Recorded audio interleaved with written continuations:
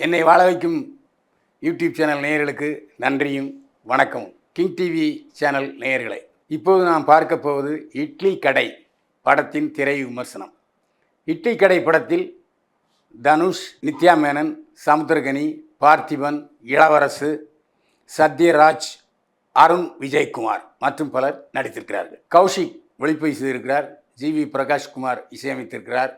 கதை, திரைக்கதை, வசனம் எழுதி கதாநாயகனாக நடித்து ஒண்டர் பார் ஃபிலிம்ஸ் மூலம் தயாரித்திருக்கிறார் தனுஷ். இதில் தொடக்கத்தில் முக்கியமான விஷயம் என்னென்னா, இந்த படம் வழக்கமான மசாலா படம் அல்ல, முற்றிலும் கதை இல்லாத பொழுதுபோக்கு படமும் அல்ல, உணர்ச்சிகளின் அவியல். படம் முழுக்க ஒரு 10 நிமிஷத்தோட நம்மளை அள வச்சிருவாங்க. அது மட்டும் இல்லை, கிராமத்தில் பிறந்து இன்றைக்கு நகரத்தில் வாழ்கிற அத்தனை பேரும் இந்த படத்தை கண்டிப்பாக பார்க்கணும். பார்த்தாங்கன்னா உடனடியாக நம்ம குலதெய்வ கோயிலுக்கு போகணும் அப்படிங்கிற உணர்வை ஏற்படுத்துகிற உன்னதமான படம். அப்பாவுக்கும் மகனுக்கும் உள்ள பாசத்தை விளக்குகிற படம். அது மட்டுமில்ல, நம்ம எவ்வளவு தான் வெளிநாட்டிலேயோ வெளியூர்லேயோ சென்னையிலேயோ அல்லது இந்தியாவின் பிற மாநிலங்களையோ வாழ்ந்தாலும் அந்த ஊருக்கு வருகிற போது நமக்கு ஏற்படுகிற உணர்வுகள், அப்பா அம்மாவோடு வாழ்ந்த நினைவுகள், இதெல்லாம் நம்மளை அப்படியே ஒரு தொற்று நோய் மாதிரி பற்றி கொள்ளும். அப்போ நாடி நரம்புகள் மூளை எல்லா இடத்துலையும் அது பரவும். அந்த மாதிரி ஒரு படத்தின் உணர்ச்சி குவியல் தான் இட்லி கடை. கிராமத்தில் ராஜ்கிரண் ஒரு இட்லி கடை நடத்துகிறார். அவருடைய மனைவியாக இயக்குனர் சிகரம் பாலச்சந்தருடைய மருமகள் கீதா கைலாசம் நடிச்சிருக்கார். காலையில் 3:30 மணிக்கு எழுந்து கடைக்கு போவார். இட்லி கடையை சுத்தப்படுத்துவார், மாவாட்டுவார், இட்லி சுடுவார், இட்லி விற்பார். அந்த மாவட்டத்திலேயே சிவாவுடைய இட்லி கடைனா அவ்வளோ ஃபேமஸ். தன்னுடைய இட்லி கடையை தெய்வமாக கருதுவார். இன்னும் சொல்ல போனால் குலதெய்வம் மாதிரியே அந்த இட்லி கடையை கருதுவார். அவருடைய மகன்தான், ஒரே மகன் தனுஷ். தனுஷ் அந்த கடையை பற்றிலாம் தெரியும். ஆனால் எப்போவும் நமக்கு அந்த கிராமத்தில் ஆரம்ப காலத்தில் இருக்கும்போது கொஞ்சம் போர் அடிக்கும். என்னடா எல்லாரும் சென்னைக்கு போய் சம்பாதிக்கிறான், ஹாங்காங் போய் சம்பாதிக்கிறான், கனடா போகிறான், அமெரிக்கா போகிறான் அப்படின்னு கூட சேர்ந்தவங்க எல்லா இடத்துலையும் போய் வியாபாரம் பண்ணுவாங்க, இல்லை வேலை செய்வாங்க. அந்த உணர்வு தனுஷுக்கு ஏற்படும். எப்பா, இந்த கடையை நம்ம மாவட்டந்தோறும் பல மாவட்டங்களில் நம்ம உருவாக்குவோமா அப்படின்னு கேட்டால் மறுத்து விடுவார் ராஜ்கிரண். ஏன்னா எல்லா இடத்துலையும் போய் நான் மாவட்ட முடியுமா? முடியாது இல்லை. அப்போ அது என்னுடைய சுவை இட்லியாக இருக்காது அப்படிமாரு. என்னடா இப்படி அப்பா முட்டுக்கடை போடுறாருன்ட்டு நான் வெளிநாட்டில் போய் சம்பாதிக்கிறேன் அப்படி என்று சொல்லி வெளிநாட்டுக்கு போவார் தனுஷ். வெளிநாட்டுக்கு போன இடத்துல சத்யராஜ் மிகப்பெரிய கோடீஸ்வரர், உலக கோடீஸ்வரர்லாம் அவருக்கு வழக்கம். அவருடைய மகள் தனுஷை லவ் பண்ணுவார். ஆனால் தனுஷ் மேலே ரொம்ப வீரியமான லவ், ஆனால் லைட்டான லவ் சத்யராஜ் மகன் மேலே தனுஷுக்கு உண்டு. கல்யாணம் பண்ணணும், நம்ம மழை இவனுக்கு கொடுத்தா நல்லா முன்னேறுவான். ஏன்னா அவருடைய ஃபேக்ட்ரியை 15% அதிகமான லாபத்தை கொடுத்தவர், ஈட்டி கொடுத்தவர் தனுஷ். அதனால் மகளும் லவ் பண்ணுறான்னு ஓகேன்றவர் சத்யராஜ். ஆனால் அவருக்கு ஒரு பையன் உண்டு. இந்த கோடீஸ்வரன் மகன்களே இருக்கானுங்க பார்த்தீங்களா, ஒரு மாதிரி டைப்பாக இருப்பாங்க. எப்போ பார்த்தாலும் தண்ணி அடிப்பாங்க, சூதாட்ட போவானுங்க, எவனாலும் அடிப்பானுங்க, எவனாலும் கொலை பண்ணு நினைப்பாங்க. அப்படி ஒரு டைப்பு அருண் விஜய். அருண் விஜய் கேட்பார் சத்யராஜ்கிட்ட, ஏயா என்னது இது, அவனுக்கு போய் பொண்ணு கொடுக்கணுங்கிற, நம்ம ஸ்டேட்டஸ் என்ன அப்படின்னு சொல்லுவார். ஆனால் உன் தங்கச்சி விரும்பிட்டாப்பா, அதனால் கல்யாணம் பண்ணி கொடுத்துட வேண்டியதான், அது ஒன்றும் தப்பு இல்லை. ஒன்று சரி வேண்டாம் இருப்பா ஒத்துக்கிடுவார். ஆனாலும் மாப்பிள்ளைன்னு சொல்லவே மாட்டார் அருண்குமார். கல்யாண வேலைகள் நடந்துக்கிட்டே இருக்கும்.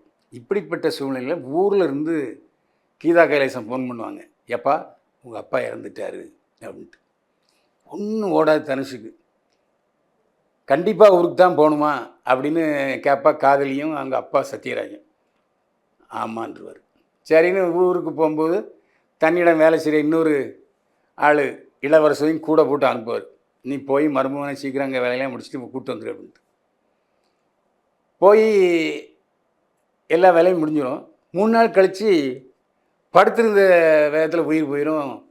கீதா கைலாசம், அதான் அம்மாவுடைய உயிரும் போயிடும். அந்த ஊரில் அம்மாவும் கிடையாது, அப்பாவும் கிடையாது. தனி அந்த வீட்டில் உட்காந்துருப்பார். அந்த வீட்டில் வந்து எப்போவுமே கீதா கைலாசம் என்னுடைய மருமகளன்னு சொல்லும் நித்யா மேனனை. நித்யா மேனன் மட்டும் வந்து சமைச்சு வச்சுட்டு அந்த வீட்டை, சின்ன வீட்டை பெருக்கிட்டு போவோம். அப்போ மறுபடியும் நாம் இட்லி கடையை தொடக்கணும் அப்படிங்கிற எண்ணம் அவங்க அப்பா மூலமாக அவருக்கு வரும். போய் இட்லி கடையை திறப்பார். இட்லி கடைக்கு உதவி பண்ணுறதுக்கு இளவரசன் அங்கேயே இருப்பார். இளவரசருக்கும் என்னென்னா அவங்க ஃபேமிலியில் ஒரு இக்கட்டான சூழ்நிலை வந்துடும். வெளிநாட்டில் போய் எவ்வளோ தான் அப்பா சம்பாதிச்சாலும் இங்கே இருக்கிற சந்தோஷம் நமக்கு இல்லை, பணமாக நமக்கு கடைசி வரப்போகுது, நம்ம அப்பா வேணும்லான்னு சொன்னோடனே சரி நம்ம ஊரில் இருந்துருவோம் அப்படின்னு இளவரசர் இருந்துருவார். இட்லி கடையில் என்ன இருந்தாலும் பழைய இட்லி சாப்பிட்டவங்க இருப்பாங்க இல்லையா, அவங்களுக்கு ராஜகிரனுடைய கைப்பும் அந்த பக்கம் அந்த இட்லியில் வராமல் போகும். கடைசியில் ஒரு 10 நாளில் வந்துடும். வந்துட்டா எதிர்த்தாப்போ பரோட்டா கடை வச்சுருப்பார் சமுத்திரகனி. அவருக்கு இந்த கடை மேலே ஒரு கண். இந்த இட்லி கடையும் நம்மளே எடுத்து நடத்தினோம்னா பெரிய கோடீஸ்வரன். அந்த போல பெரிய லட்சாதிபதி சமுத்திரகனிக்கு ஒரு சைடு பார்வை நித்யா மேனன் மேலே உண்டு, அவளை எப்படியா கல்யாணம் பண்ணணும் அப்படின்ட்டு. ஆனால் நித்யா மேனன் தனுஷ் காதலிக்கும். இந்த சூழ்நிலையில் நான் வர முடியாது மீண்டும் வெளிநாட்டுக்கு அப்படின்னு சொல்லிடுவார் சத்யராஜிட்ட. ஆனால் அருண் விஜய் அங்கேருந்து ஃப்ளைட்டில் புறப்பட்டு வருவார். எப்படின்னா நான் அவனை எப்படியாவது கூப்பிட்டு வந்துடுறேன், இழுத்துட்டு வந்துடுறேன், என்னுடைய தங்கச்சி சந்தோஷம் முக்கியம்னு போவார். போன இடத்துல அவருடைய பணக்கார திமிரை காட்டுவார். காட்டி அவனை 4 சாத்துவார் தனுஷ அருண் விஜய். அருண் விஜய் எவ்வளவோ அடிப்பார், பொறுத்துக்கிடுவார் தனுஷ். கடைசியில் அந்த சிவனேசன் இட்லி கடைங்கிற அட்டையை தூக்கி வெளியே போடுவார். போட்ட உடனே போட்டு தாக்கிடுவார் அருண் விஜய். அருண் விஜய் மூக்கு முறைலாம் பேர்ந்து வெளிநாட்டுக்கு போயிடுவார். கொஞ்ச நாள் கழித்து அங்கே ஒரு 5-6 தடியனில் கூட்டிக்கிட்டு மறுபடியும் அருண் விஜய் இங்கே வருவார். அப்போது அவங்க அப்பாவும் வருவாங்க, வரும். ஆனால் அவருடைய காதலிக்கு தெரிஞ்சு போகும், சத்யராஜ் காதலிக்கு இவர் வந்து நித்யா மேனனை காதலிக்கிறார் அப்படின்ட்டு. அவள் கொஞ்சம் மனம் திருந்திடுவா. ஆனால் அருண் விஜய்க்கு இவனை எப்படியாவது போட்டு தள்ளணும்னு ஒரு மோகம் வந்துடும். ஆக மொத்தம் 3 வில்லன்கள். அந்த ஊரில் வேலை செய்கிற இன்ஸ்பெக்டர் பார்த்திவன் ஒரு பக்கம் வில்லன், இன்னொரு பக்கம் அருண் விஜய் வில்லன், இன்னொரு பக்கம் சமுத்திரகனி. இந்த 3 பேரை எப்படி சமாளிக்கிறாரு தனுஷ்.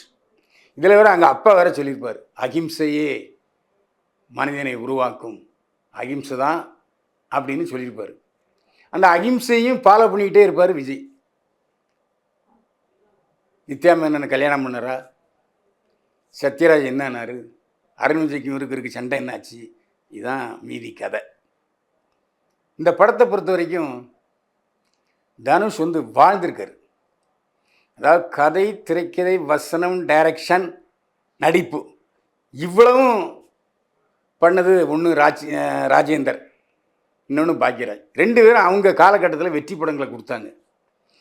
ராஜேந்தர் வந்து அவர் பாணியில் ஒரு காதல் கதைகளை கொடுத்துட்டே இருந்தார். கே பாக்யராஜ் அவர் ஸ்டைலில் காதல், குடும்பம், பிரச்சனைகள் பற்றிய படங்களை கொடுத்தாரு.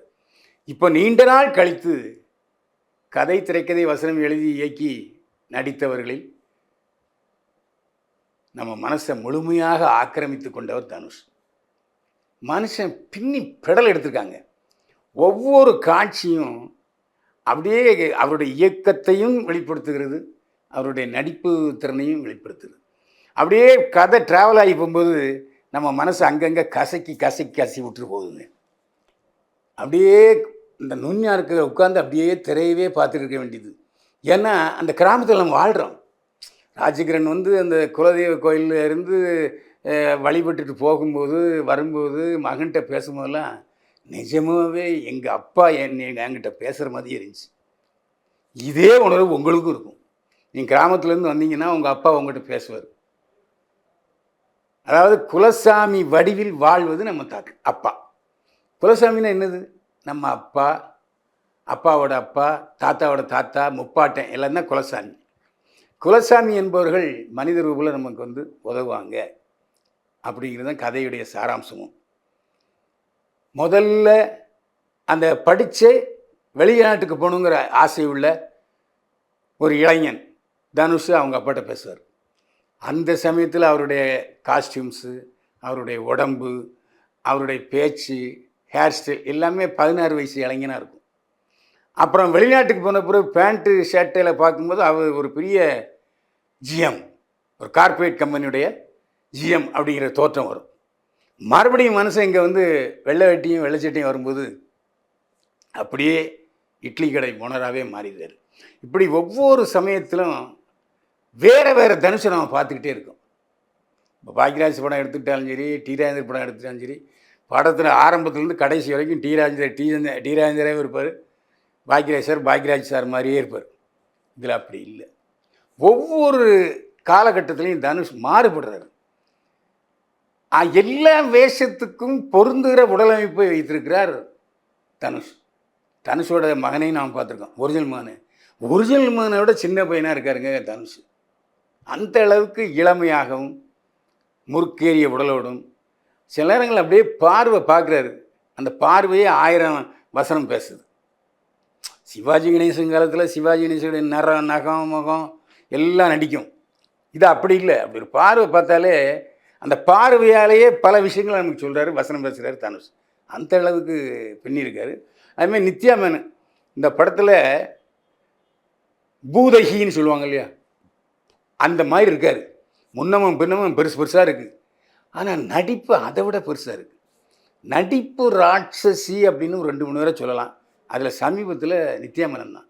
ஒவ்வொரு பாவனைகளும் அவர் ஒரு செகண்டுக்கு வேறு ரியாக்ஷன் கொடுக்குறாருங்க. அந்த மாதிரி பின்னிருக்காரு.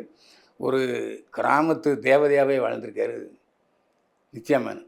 அதே மாதிரி கீதா கைலாசம் அம்மா கேரக்டருக்கு அவரை விட்டு ஆளே இல்லைங்க. அவ்வளோ அழகாக பண்ணியிருக்கு. வடிவுக்கரசி கூட ஒரு சீனில் வந்துட்டு போகுது.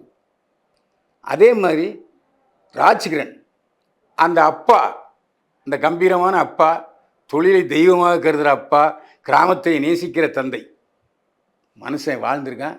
ராஜகிரணை விட்டால் அந்த கேரக்டருக்கு ஆளே கிடைக்காதுங்க. கரெக்டான தேர்வு. இதுமாதிரி சமுத்திரகனி ஏத்தாப்ப புரோட்டா கடை மாஸ்டர் வில்லன், அவர் கடைசியில் திருந்துற கட்டத்தில் அவர் நியாயமாயிடுறார். மறக்க தெரிந்தவன் மனிதனுங்க. அப்போது எதை மறக்கணும்? மற்றவன் செய்த குற்றத்தை, மற்றவன் செய்த தீய செயல்களை மறக்கணும்னு நினச்சிட்டான்னு வச்சுங்க, அவன் மனுஷன் அந்த மாதிரி மறந்துடுவார் தன் சமுத்திரகனி. அதே மாதிரி அதாவது ஒருதலை காதல் நித்யா மேனனை தொடர்ந்து டார்ச்சர் பண்ணிகிட்டே இருப்பார், லவ்னு. வீட்டுக்கே போய் பொண்ணு கேட்பார். நித்யா மேனன் ஒரு பக்கம் தொடப்பத்தை வச்சு அடிக்கும். அவங்க அம்மா, யார் நித்யா மேனன் அம்மா, வார்த்தையாலே வாரியலை வச்சு அடின்னு அடிச்சுடும். திரும்பி போகிற கட்டம். அதாவது ஒருதலை காதலாக இருக்கும்போது நம்ம பொண்ணு கேட்கக்கூடாதுங்கிற விஷயத்தை சமுத்திரகனி மூலம் தனுஷ் நமக்கு உணர்த்துறார். அதேமாரி கம்பீரமான அந்த பணக்கார அப்பா இந்த படத்தில் வில்லனா குணச்சிந்து நடிக்கிறா, 2 மிக்ஸ் பண்ணி வருது. இந்த பக்கம் பையனுக்கு செல்லம் கொடுத்துட்டோமே, பையன் மேக்சிமம் ரவுடித்தனம் பண்ணுவான். இங்கே பொண்ணு லவ் பண்ணிக்கிட்டு இருப்பா. எல்லா அப்பாவுக்கும் மக மேலே பாசம் அதிகமாக இருக்கும், சத்யராஜுக்கு மகன் மேலே பாசம் அதிகமாக இருக்கும்.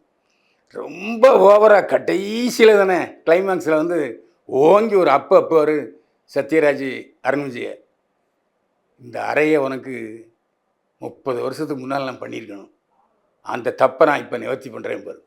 அப்போல்லாம் ஒரு அப்பா ஒரு மகனை எப்படி கண்டிக்கிறது, எந்த வயசில் கண்டிக்கிறது அப்படிங்கெல்லாம் சொல்லியிருக்காரு சத்யராஜ். இதில் பார்த்திபன் போலீஸ் இன்ஸ்பெக்டர், லஞ்சம் வாங்குகிற போலீஸ் இன்ஸ்பெக்டர், ஏதாவது பார்த்து செய்யுங்க அப்படின்னு சொல்கிற ஆள். என்னடா இவ்வளவு மோசமான வில்லனா பார்த்திபன் நடிச்சிருக்காருன்னு பார்த்தா அப்புறம் ஒரு திருந்துற கட்டம் ஒன்று வரும். அதில் ஒரு வசனம் பேசுவார். நான் சின்ன வயசில் ராஜகிரண் இட்லியை சாப்பிட்டவன்டா, நான் படிக்கிற பையன் இன்னொன்று என்கிட்ட காசு வாங்க மாட்டார், அவன் மகனுக்கு நான் துரோகம் செய்வேனா அப்படிங்கிற கட்டத்தை நீங்கள் படம் பார்த்தா தான் புரியும்.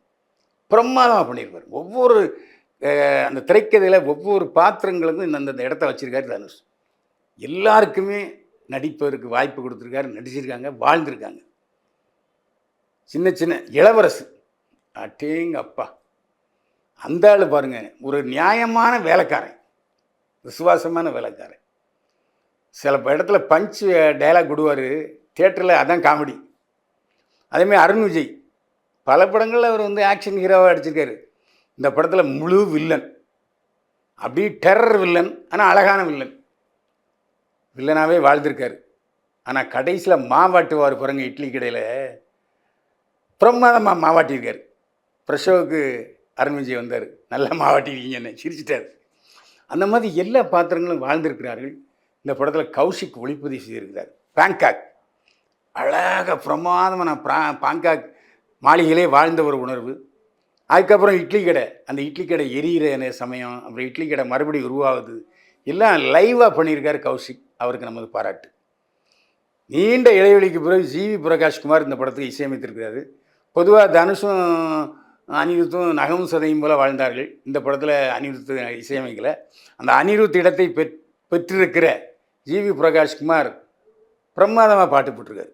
அது மெலடி பாட்டாலும் சரி, மாண்டேஜ் சாங்காக இருந்தாலும் சரி நல்லா பண்ணியிருக்காரு. பின்னணி இசையும் நல்லா பண்ணியிருக்காரு. என்ன அனிருத்து வெஸ்டர்ன் ஸ்டைலில் பண்ணுவார், இவர் கிராமத்து ஸ்டைலில் பண்ணியிருக்கார் ஜிவி பிரகாஷ்குமார். ஜிவி பிரகாஷ்குமாரும் தனுஷும் இனிமேல் பல வெற்றி படங்களை கொடுப்பாங்க. அதுக்கு இந்த படம் அஸ்திவாரம் போட்டிருக்கு.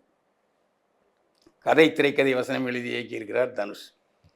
இதில் ஒரு பட்டிமன்றமே வைக்கலாம். தனுஷ் இட்லி கடை படத்தில் கதாநாயகன் தனுஷ் முதலிடம் பெறுகிறாரா, டைரக்டர் தனுஷ் முதலிடம் பெறுகிறாரா, இன்னொரு பட்டிமன்றம் வைக்கலாம். ஏன்னா அட்டகாசமாக ரெண்டும் இயக்குனரும் பண்ணியிருக்காரு, நடிகவும் பண்ணியிருக்காரு. தயவு செஞ்சு ஒரே வார்த்தையில் சொல்லிடுறேன், இந்த படத்தை குடும்பத்தோடு பாருங்கள். ஏன்னா சமீப காலமாக பல படங்கள் ரத்தம், வெட்டு, குத்து, சதை, டுமில் டுமில் அதெல்லாம் கிடையாது. உணர்ச்சிகளின் குவியல் தான் இந்த படம். அருமையான கிராமத்து உணர்வை ஊட்டி, குலசாமியை நினைவூட்டி, இட்லி கடை சும்மா அப்படியே ஆவி பிறக்கும் இட்லி, இன்னொரு 10 இட்லி சாப்பிட்லாம், அந்த மாதிரியான ஒரு உணர்வு இட்லி கடை. இட்லி கடைக்கு முன்னால் ராயன் படத்தை கதை, திரைக்கதை, அதை வசனம் எழுதி நடித்திருந்தார் தனுஷ். அது வேறு கதைக்களம், அது விவசாயியுடைய கதைக்களம். இது ஒரு நல்ல படித்த வாலிபனுடைய கிராமத்து கதை. அடித்தளம் 2 கிராமத்து கதை தான், ஆனால் வேறு வேறு கதைகள். ராயனை விட அதிகமாக மனதை கவர்கிற படம் இட்லி கடை. நல்ல குடும்ப படம், தியேட்டரில் போய் பாருங்கள். மீண்டும் சந்திப்போம். வாழ்க வளமுடன்.